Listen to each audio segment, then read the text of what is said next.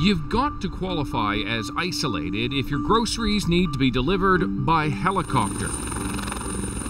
And with an election on the horizon, these supplies will soon be joined by a ballot box, ferrying election workers to remote light stations on the West Coast, like this flight in the last election. No roads out here, barely any people, but just one of the many extraordinary measures to ensure Canadians everywhere can vote.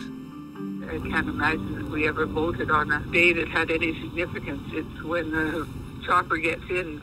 We got on the phone with Janet Etzkorn. She and her husband have been light keepers for over 40 years, and she's grateful she can vote where she works and lives. It's easy to forget what privilege you have, but I appreciate the cost and effort that goes into something like that. It means a lot.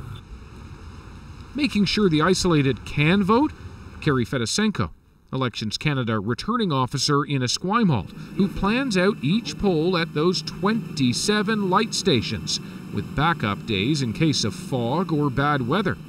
We send a team of 2 service agents, and they'll be flying with the Coast Guard helicopter, and they'll be gone for about 5 days.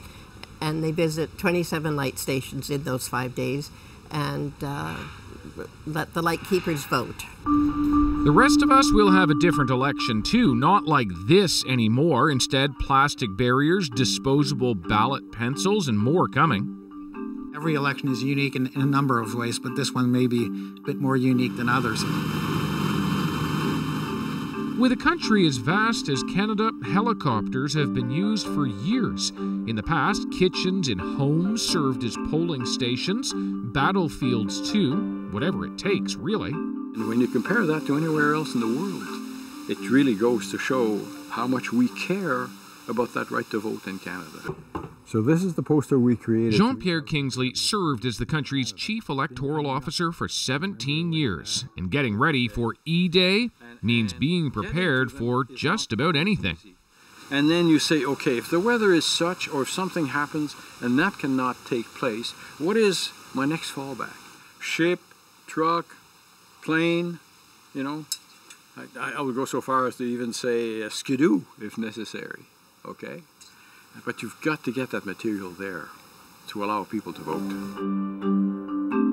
Sometimes ballots have been delivered by all-terrain vehicle. People also bring their pets to polls, this one from 1957. Elections Canada still has this parachute, many decades old.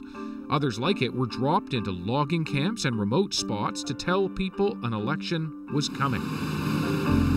Considering people in some other countries walk for days to cast their vote, Canada is in a very different situation. A mammoth effort to ensure even those most isolated can vote if they want to. David Common, CBC News, Victoria.